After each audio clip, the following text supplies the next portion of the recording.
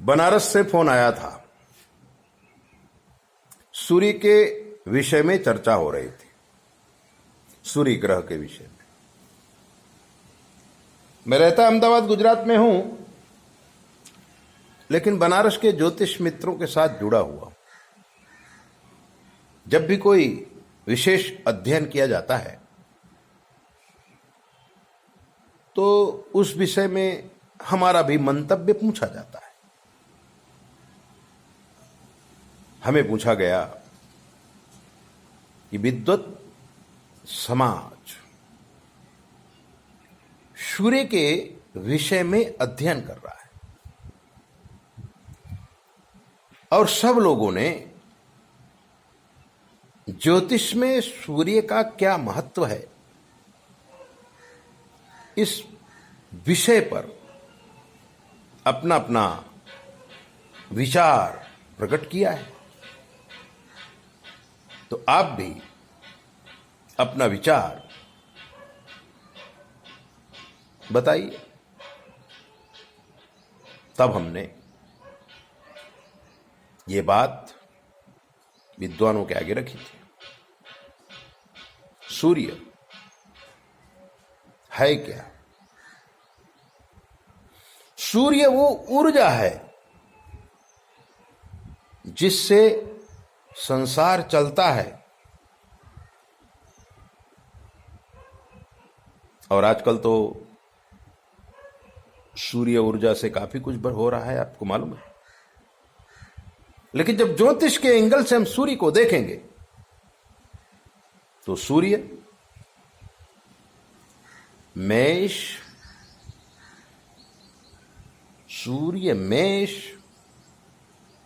राशि का उच्चतम स्वग्रही माना जाता है। मेष राशि का सूर्य स्वग्रही माना जाता है। हमारे पूज्य पिता पंडित चंद्रशेखर दत्त पांडे ने ऐसा बनाया था कि सूर्य मेष वृषचंद्र मकर मंगल बुध बाला, गुरु कर्क का शुक्र मीन शनि तुला केतु धन वाला, उच्च सभी सब सन्मान, 6 जोड़े से नीच ज्योतिषी जाने। अब मेष राशि का सूर्य उच्च का हो जाता है और अगर इसमें आप 6 जोड़ देते हैं तो ये नीच का हो जाता है, यानी 7 का, तुला का सूर्य नीच का हो जाता है।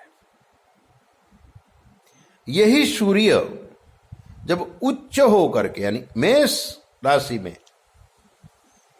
लग्न में आता है तो क्या फल देता है? बड़ा ही प्रभावशाली व्यक्तित्व उस व्यक्ति का होता है जो मेष लग्न में पैदा होता है और सूर्य लग्न में बैठा होता है। प्रभावशाली तो होता है,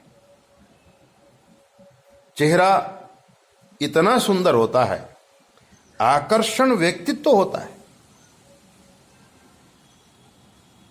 हां, लेकिन सूर्य के साथ राहु केतु या चंद्र का संपर्क नहीं होना चाहिए।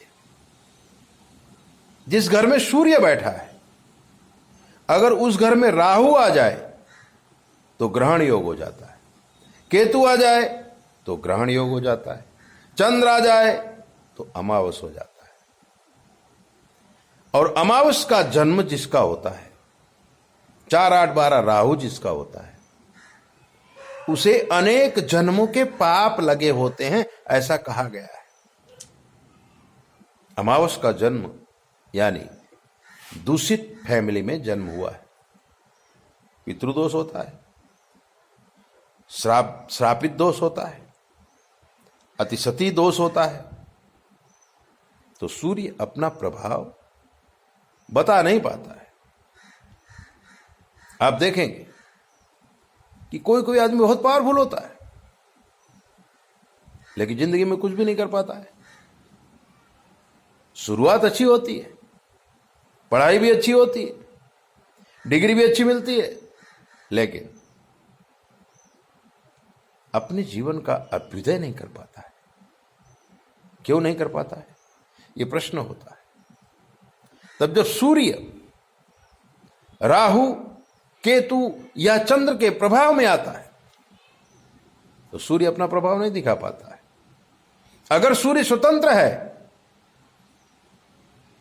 तो जीवन के विकास में कोई भी विघ्न नहीं डाल सकता है। जन्म के लग्न से ही ज्योतिष देखना उत्तम माना गया है और गोचर के ग्रह, बाकी दशा, अंतरदशा, प्रत्यंतर दशा, वहां तक ज्योतिषी अध्ययन नहीं कर पाता है, क्योंकि एक रास्ते पे चलना तो अच्छी बात है, समझ में आ जाएगा, मंजिल तक पहुंच जाओगे, लेकिन जब रास्ते में 20 रास्ते निकलेंगे